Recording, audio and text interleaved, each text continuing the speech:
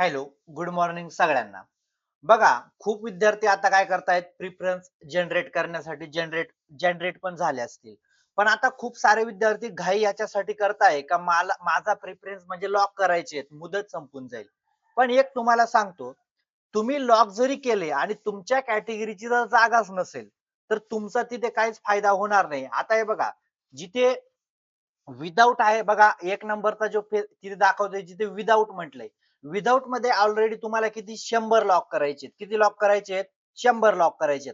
म्हणजे जरी तुमचे 20 असे लॉक झाले जेणेकरून तिथे तुमची जागा नाहीये. म्हणजे तुम्ही कॅटेगरीमध्ये आहेत. पण तुम्हाला ओपनचा प्रिफरन्स आलेला असेल. काय आलेला असेल? ओपनचा प्रिफरन्स आलेला असेल. तर तुम्ही ते लॉक केले 20 मध्ये जागा नसली पण 80 मध्ये जागा आहेत म्हणजे तुमची संधी तिथे असेल. पण जिथे विथ इंटरव्ह्यू आहे, कुठे आहे? जिथे विथ आहे बघा, त्याच्यामध्ये जिथे विथ आहे 2 नंबरचा कॉलम बघा विथ आहे. त्यामध्ये तुम्हाला त्यांनी काय सांगितले का तुम्ही किती जागेवर पात्र आहेत? फक्त 50 जागेवर पात्र आहेत. किती 50 प्रिफरन्स तुम्ही देऊ शकतात. पण या 50 जागेवर जर माझ्या कॅटेगरीला जागा नसेल, असे जर माझ्याकडून 30 दिले गेले, कारण ओपनचे प्रिफरन्स तुम्हाला आलेले असतात. ओपनच्या जागेवर सर्वांचा हक्क असतो. जर तुम्ही कॅटेगरीचे असतात, तर ओपनचा पण हक्क. आता मी तुम्हाला जाहिरात कशी चेक करायची, हे मी सांगतो बघा. जाहिरात कशी चेक करायची. आता एक आता समजा इथे आता आपण काय करू, आता इथे काय दिले बघा 566 नंबरची जाहिरात आहे. ही आपल्याला नाशिकची आहे. हे आपल्याला चेक करायची. आता आपण इथे काय करायचं, डाव्या बाजूला सर्वात व्ह्यूज ऑप्शन येईल बघा. डाव्या बाजूला हे बघा इथे. इथे गेला आता आपण जाहिरात नाशिकची बघणार आहोत. बघा. आता नाशिकची जाहिरात बघितली. आता हे बघा.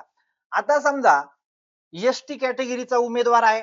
तो कुठला आहे? नॉन पेसा क्षेत्रामधील आहे. काय आहे? नॉन पेसा क्षेत्रामधील. तरी ती त्याला जाहिरात दाखवते. बरोबर आहे का नाही? म्हणजे आता जर त्या मुलाने इथे प्रिफरन्स देऊन टाकला, त्याला प्रिफरन्स का आला? कारण ही ओपनची जागा आहे. ओपनच्या जागेमुळे त्याला प्रिफरन्स आलेला आहे. आता बघा, त्याच्यानंतर हे जे लॉगिन आहे ओबीसी आपला ओबीसी उमेदवाराचं आहे. कोणाचं आहे? ओबीसी उमेदवाराचं आहे. आता हे बघा इथे तुम्हाला 8 नंबरला इतर मागासवर्गीय ओबीसी उमेदवार कुठली जागा दाखवतोय का?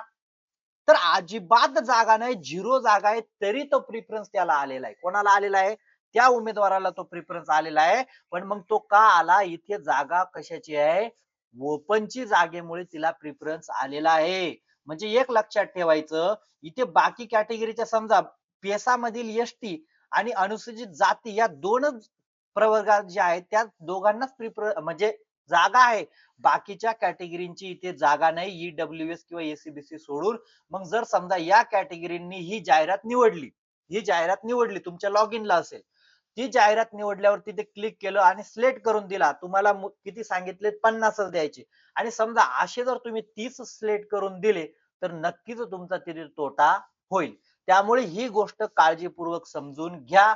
घाई करू नका. आणि तुम्हाला एक सांगतो, एवढ्या जाहिराती चेक करायला 4 तास तरी लागणार. आणि जो 4 तास घालेल, आणि तुम्हाला एक सांगतो खूप काय करतात ऑनलाईन कडे जातात, मला घाई आहे. 4 तास बसा, हे चेक करा, नाहीतर तुमचा प्रिफरन्स देऊन कुठलाही फायदा होणार नाही. कारण बघा आता समजा ही मुलगी आहे, तिने प्रिफरन्स दिला, ती ओबीसी आहे. तिने प्रिफरन्स देऊन टाकला कशाला? या जाहिरातीला. पण तिची जर जागाच नाही इथे, तिचे जर मेरिटच ओपन मध्ये बसणार नाही, तर तिचा फायदा होईल का? तर अजिबात होणार नाहीये. कळालं? अजून एक तुम्हाला दुसरी जाहिरात चेक करून दाखवतो हा. आता आपण काय केली होती? 566 नंबरची जाहिरात काहीतरी चेक केली होती नाशिकची. कळालं? नाशिकची जाहिरात चेक केली होती. आता आपण त्याच्याच खालची जाहिरात अहिल्यानगरची चेक करू. कशाची? अहिल्यानगरची जाहिरात चेक करू. 567 नंबरला बघा. मी आता ते 567 नंबर अहिल्यानगरची जाहिरात चेक करतोय. बघा. आता अहिल्यानगरची जाहिरात पण बघा. इथे आता पद कशाला आहेत? एसटीला 2 आहेत बघा. इथे आता बघा एकच पद आलेलं आहे. म्हणजे आता ही तिच्या बरोबर आली. ही जाहिरात काय आली? तिच्या कॅटेगरीनुसार, प्रवर्गानुसार एकच आली. पण पद किती आहे? एक आहे. म्हणजे या गोष्टी पण आपण लक्षात ठेवल्या पाहिजे. ज्या ठिकाणी पदांची संख्या जास्त आहे. बरोबर आहे का? माझ्या कॅटेगरीला पडतं का? आता समजा इथे दुसऱ्या कॅटेगरीतील समजा अ, आता समजा खुला वर्गातील उमेदवार असेल, त्याला तर हे दाखवणार नाही.